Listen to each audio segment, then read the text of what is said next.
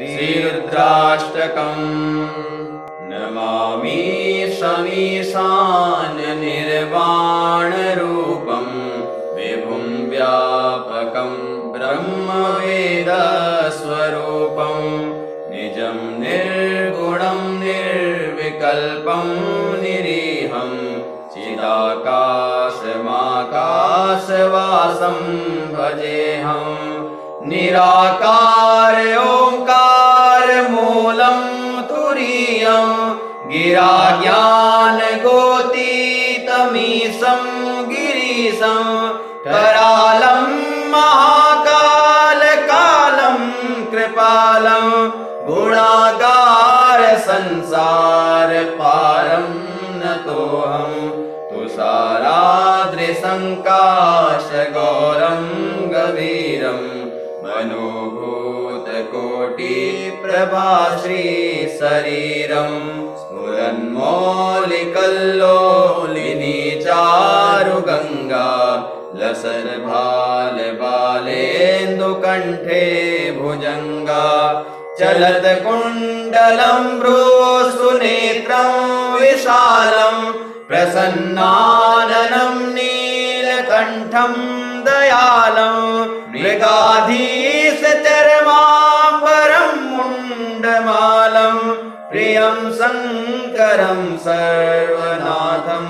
भजामि। प्रचण्डं प्रकृष्टं प्रगल्भं परेशम् अखण्डं अजं भानुकोटिप्रकाशं त्रयशूलनिर्मूलनं शूलपाणिं भजेऽहं भवानीपतिं भावगम्यं। कलातीतकल्याणकल्पान्तकारी सदा सज्जनानन्ददाता पुरारी चिदानन्द सन्दोह मोहापहारी प्रसीद प्रसीद प्रभो मन्मथारी। न यावत् उमानाथ पादारविन्दं भजन्ति हलोके परे वा नराणां न तावत् सुखं शान्ति सन्तापनाशम्। प्रसीद प्रभो सर्वभूताधिवासं न जानामि योगं जपं नैव पूजां न तोऽहं सदा सर्वदा शम्भुतुभ्यं। जराजन्म दुःखो गतातप्यमानं प्रभो पाहि आपन्नमामि शम्भो। नमामि शमीशाननिर्वाणरूपं विभुं व्यापकं ब्रह्मवेदस्वरूपं निजं निर्गुणं निर्विकल्पं निरीहं चिदाकाशमाकाशवासं भजेऽहं। निराकार ओंकार मूलं तुरीयं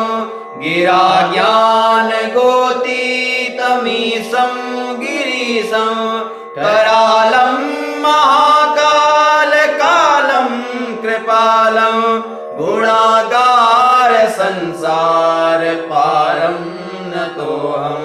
तुषाराद्रिसङ्काशगौरं गभीरं मनोभूतकोटिप्रभाश्री शरीरं स्फुरन्मौलिकल्लोलिनी चारुगङ्गा लसद्भालबालेन्दुकण्ठे भुजङ्गा चलत्कुण्डलं भ्रूसुनेत्रं विशालं प्रसन्नाननं नीलकण्ठं दयालं मृगाधीशचर्माम्बरं मुण्डमालं प्रियं शङ्करं सर्वनाथं भजामि। प्रचण्डं प्रकृष्टं प्रगल्भं परेशम् अखण्डं अजं भानुकोटिप्रकाशं त्रयशूल निर्मूलनं शूलपाणिं भजेऽहं भवानीपतिं भावगम्यं कलातीत कल्याण कल्पान्तकारी सदा सज्जनानंद दाता पुरारी चिदानंद संदोह मोहापहारी प्रसीद प्रसीद प्रभो मन्मथारी न यावत् उमानाथ पादारविन्दं भजन्ति हलोके परे वा नराणां न तावत् सुखं शान्ति सन्तापनाशं प्रसीद प्रभो सर्वभूताधिवासं न जानामि योगं जपं नैव पूजां न तोऽहं सदा सर्वदा शम्भुतुभ्यं जराजन्म दुःखोगतातप्यमानं प्रभो पाहि आपन्नमामि शम्भो नमामि शमीशान निर्वाणरूपं विभुं व्यापकं ब्रह्मवेदस्वरूपं निजं निर्गुणं निर्विकल्पं निरीहं चिदाकाशमाकाशवासं भजेऽहं निराकार ओंकार मूलं तुरीयं गिराज्ञानगोतीतमीशं गिरीशं करालं महाकालकालं कृपालं गुणागार संसार पारं नतोऽहं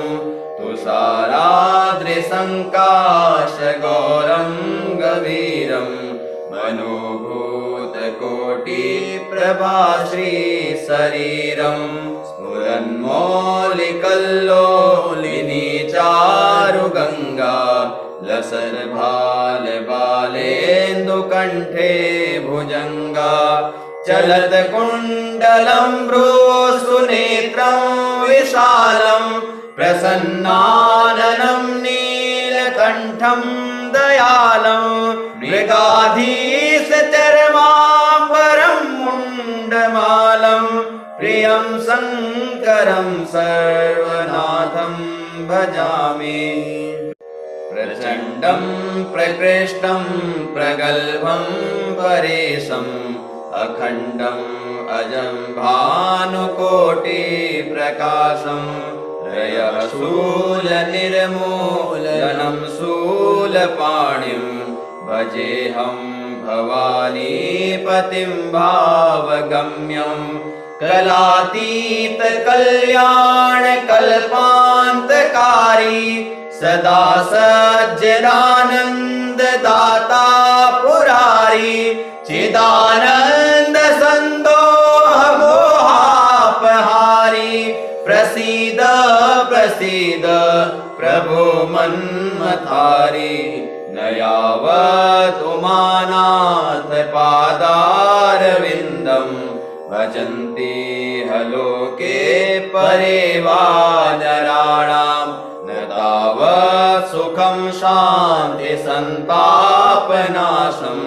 प्रसीद प्रभो सर्वभूताधिवासं न जानामि योगं जपं नैव पूजां न तोऽहं सदा सर्वदा शम्भुतुभ्यं जराजन्म दुःखोगतातप्यमानं प्रभो पाहि आपन्नमामि शम्भो नमामि शमीशान निर्वाणरूपं विभुं व्यापकं ब्रह्मवेदस्वरूपं निजं निर्गुणं निर्विकल्पं निरीहं चिदाकाशमाकाशवासं भजेऽहं निराकार ओंकार मूलं तुरीयं गिराज्ञान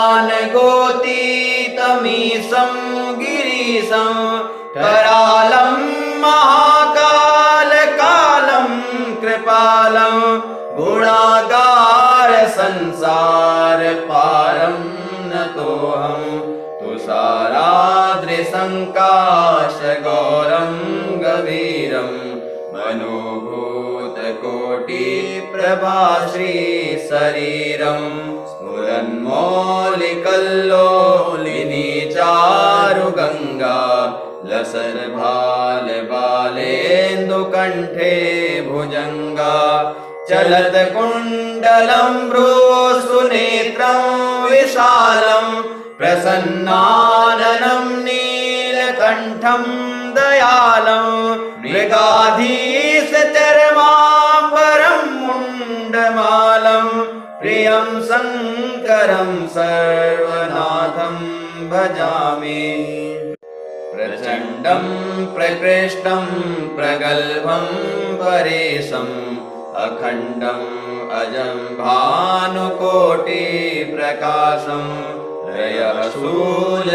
रयशूलनिर्मूलनं शूलपाणिं भजेऽहं भवानीपतिं भावगम्यं कलातीतकल्याणकल्पान्तकारी सदा सज्जनानन्ददाता पुरारी चिदानन्द सन्दोह मोहापहारी प्रसीद प्रसीद प्रभो मन्मथारी न यावत् उमानाथ पादारविन्दं भजन्ति हलोके परे वा नराणां न तावत् सुखं शान्ति सन्तापनाशम्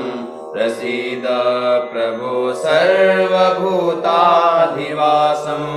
न जानामि योगं जपं नैव पूजां न तोऽहं सदा सर्वदा शम्भुतुभ्यं जराजन्म दुःखो गतातप्यमानं प्रभो पाहि आपन्नमामि शम्भो नमामि शमीशान निर्वाणरूपं विभुं व्यापकं ब्रह्मवेदस्वरूपं निजं निर्गुणं निर्विकल्पं निरीहं चिदाकाशमाकाशवासं भजेऽहं निराकार ओङ्कार मूलं तुरीयं गिरा ज्ञानगोतीतमीशं गिरीशं करालं महाकालकालं कृपालं गुणागार संसार पारं नतोऽहं तुषाराद्रिसङ्काशगौरं गभीरं मनोभूतकोटिप्रभाश्रीशरीरं स्फुरन्मौलिकल्लोलिनी चारुगङ्गा लसद्भालबालेन्दुकण्ठे भुजङ्गा चलत्कुण्डलं भ्रूसुनेत्रं विशालं प्रसन्नाननं नीलकण्ठं दयालं मृगाधीशचर्माम्बरं मुण्डमालं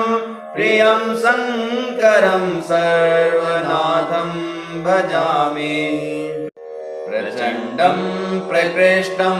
प्रगल्भं परेशम् अखण्डम् अजं भानुकोटिप्रकाशं रयशूलनिर्मूलनं शूलपाणिं भजेऽहं भवानीपतिं भावगम्यं कलातीतकल्याणकल्पान्तकारी सदा सज्जनानन्ददाता पुरारी चिदानन्द सन्दोह मोहापहारी प्रसीद प्रसीद प्रभो मन्मथारी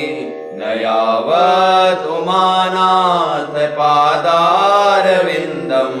भजन्ति हलोके परे वा नराणां न तावत् सुखं शान्ति सन्तापनाशम् प्रसीद प्रभो सर्वभूताधिवासं न जानामि योगं जपं नैव पूजां न तोऽहं सदा सर्वदा शम्भुतुभ्यं जराजन्म दुःखोगतातप्यमानं प्रभो पाहि आपन्नमामि शम्भो नमामि शमीशान निर्वाणरूपं विभुं व्यापकं ब्रह्मवेदस्वरूपं निजं निर्गुणं निर्विकल्पं निरीहं चिदाकाशमाकाशवासं भजेऽहं निराकार ओंकार मूलं तुरीयं गिराज्ञानगोतीतमीशं गिरीशं करालं महाकालकालं कृपालं गुणागार संसार पारं नतोऽहं तुषाराद्रिसङ्काशगौरं गभीरं मनोभूतकोटिप्रभाश्रीशरीरं स्फुरन्मौलिकल्लोलिनी चारुगङ्गा लसर्भालबालेन्दुकण्ठे भुजङ्गा चलत्कुण्डलं भ्रूसुनेत्रं विशालं प्रसन्नाननं नीलकण्ठं दयालं मृगाधीशचर्माम्बरं मुण्डमालं प्रियं शङ्करं सर्वनाथं भजामि प्रचण्डं प्रकृष्टं प्रगल्भं परेशम् अखण्डम् अजं भानुकोटिप्रकाशं रयशूलनिर्मूलनं शूलपाणिं भजेऽहं भवानीपतिं भावगम्यं कलातीतकल्याणकल्पान्तकारी सदा सज्जनानन्ददाता पुरारी चिदानन्द सन्दोह मोहापहारी प्रसीद प्रसीद प्रभो मन्मथारी न यावत् उमानाथ पादारविन्दं भजन्ति हलोके परे वा नराणां न तावत् सुखं शान्ति सन्तापनाशं प्रसीद प्रभो सर्वभूताधिवासं न जानामि योगं जपं नैव पूजां न तोऽहं सदा सर्वदा शम्भुतुभ्यं जराजन्म दुःखोगतातप्यमानं प्रभो पाहि आपन्नमामि शम्भो नमामि शमीशान निर्वाणरूपं विभुं व्यापकं ब्रह्मवेदस्वरूपं निजं निर्गुणं निर्विकल्पं निरीहं चिदाकाशमाकाशवासं भजेऽहं निराकार ओंकार मूलं तुरीयं गिराज्ञानगोतीतमीशं गिरीशं करालं महाकालकालं कृपालं गुणागार संसार पारं नतोऽहं तुषाराद्रिसङ्काशगौरं गभीरं मनोभूतकोटिप्रभाश्रीशरीरं स्फुरन्मौलिकल्लोलिनी चारुगङ्गा लसर्भालबालेन्दुकण्ठे भुजङ्गा चलत्कुण्डलं भ्रूसुनेत्रं विशालं प्रसन्नाननं नीलकण्ठं दयालं मृगाधीशचर्माम्बरं मुण्डमालं प्रियं शङ्करं सर्वनाथं भजामि।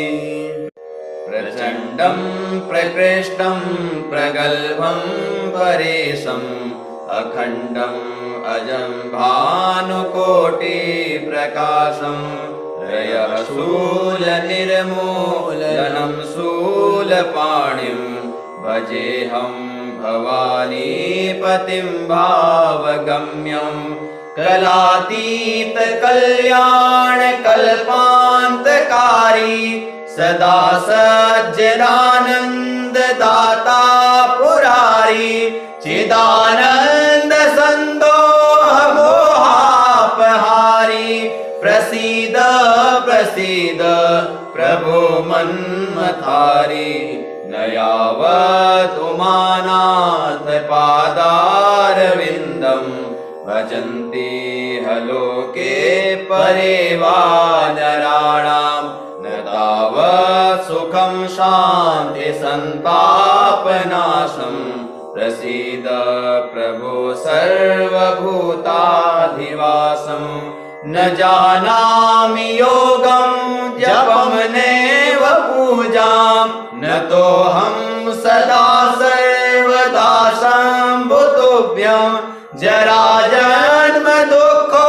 गतातप्यमानं प्रभो पाहि आपन्नमामि शम्भो। रुद्राष्टकमिदं प्रोक्तं विप्रेण हरतोषये ये पठन्ति नरा भक्त्या तेषां शम्भुः प्रसीदति। रुद्राष्टकमिदं प्रोक्तं विप्रेण हरतोषये ये पठन्ति नरा भक्त्या तेषां शम्भुः